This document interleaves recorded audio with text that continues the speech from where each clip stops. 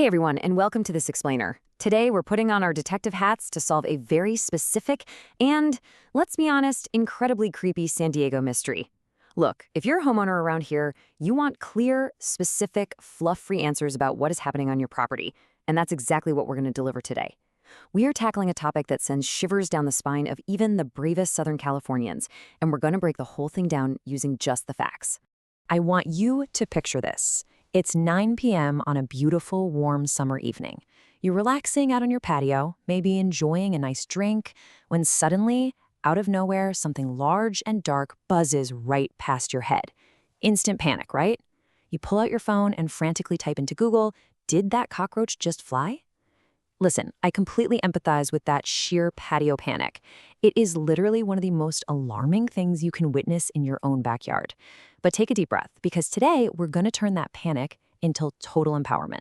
So, here is our fluff-free roadmap for today. We're going to cover 1. The flying reality, 2. San Diego's suspects, 3. The motive, 4. The real danger, and 5. How to stop them at the source.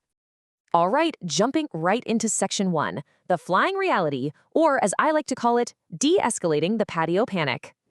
Okay, let's dive right into this.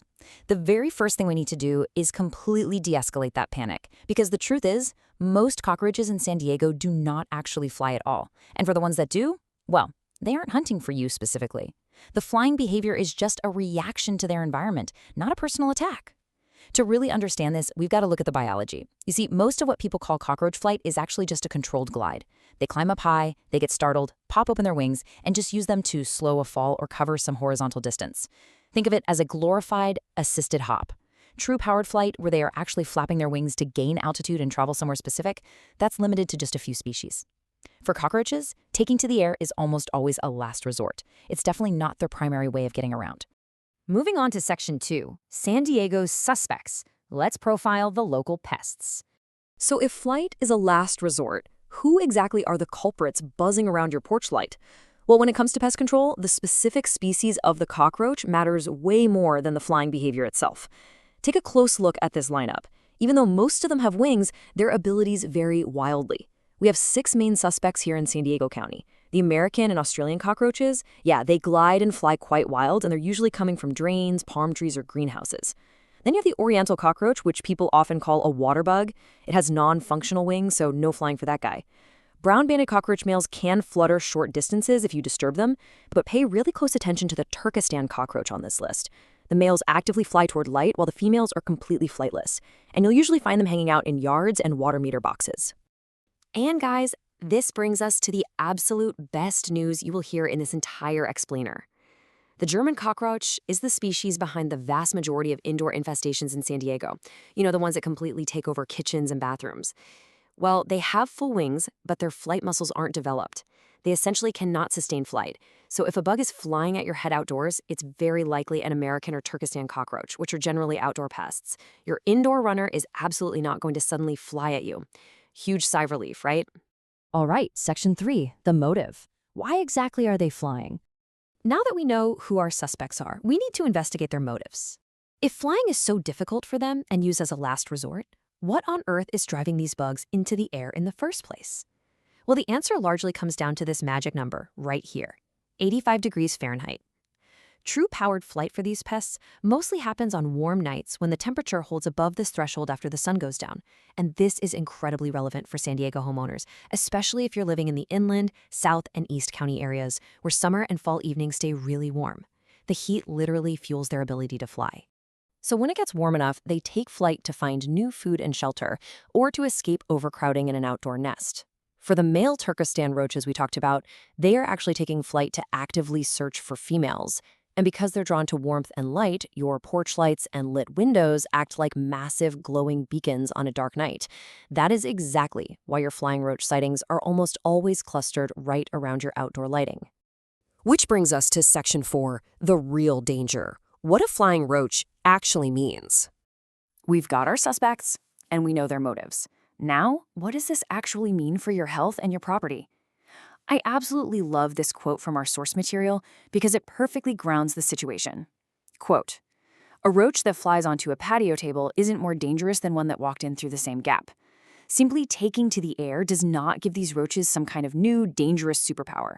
Now, don't get me wrong, they're still deeply unpleasant. They can still spread bacteria from drains and sewers right onto your prep surfaces, and their shed skins are a very well-documented trigger for allergies and asthma.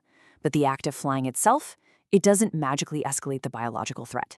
So the crucial point here is this. The real danger isn't the single bug buzzing by your head. The real risk is what that flying bug represents. It's basically a blinking red warning light signaling that there is a nearby outdoor nest, what professionals call a harborage. Whether that's a clogged drain, a palm tree, a damp mulch bed, or a water meter box, that nest is close enough to your house that it needs to be located and treated. Let's wrap it up with Section 5, Stop Them at the Source. These are your actionable defense tactics. Now that we know the flying roach is basically just a symptom of an outdoor nest, it's time to pivot to some practical, fluff-free homeownership solutions. First things first, you have to establish physical defenses. A flying American or Australian cockroach still needs an opening to get inside your house. You've got to close those gaps. Repair torn window screens, install door sweeps, and caulk any gaps around your plumbing lines. Once that's done, manage your lighting. Switch out those bright, glaring white porch and patio lights for warm LED or yellow bug bulbs. By reducing that beacon effect we talked about, you're directly cutting down on what's drawing these flyers to your door in the first place. Next up are your strategic moves. Number 1, control outdoor moisture and harborage. Clear away damp mulch, leaf litter, and yard debris right around your foundation. Look, if you remove their breeding ground, you remove the population before it ever takes flight. Number 2, and this is super vital, skip the aerosol bug spray on site. Spraying a single flying roach just scatters the rest of the colony. It absolutely does not solve the root problem. And number 3, if you are having repeated sightings near the same door or window, it's time to call in a professional exterminator. It is really important to remember that a single flying roach on a hot summer night isn't an emergency. It might just be a random passerby. But regular, repeated sightings, that means you have an established outdoor colony close by. As our source notes, pest professionals see the heaviest outdoor roach pressure in warmer southern and eastern neighborhoods around here, places like El Cajon and Chula Vista. In fact, those Turkestan cockroaches have actually displaced the older oriental species to become the dominant outdoor roach across Southern California. So if you're seeing them regularly, you need a pro who will identify the specific species and treat the yard harborage that's feeding those entry points. Which leaves us with this final, crucial question to challenge you today as a homeowner. You might have swatted or stopped that one flying roach on your patio, but have you actually found where it took off from? I want you to look beyond the immediate patio panic. Investigate your yard, check out those drains, clear your mulch beds, and change out your light bulbs. You are now fully equipped with the exact knowledge you need to identify these suspects and eliminate their hiding spots once and for all. Take action, secure your perimeter, and go reclaim your summer evenings. Thanks so much for joining me for this explainer.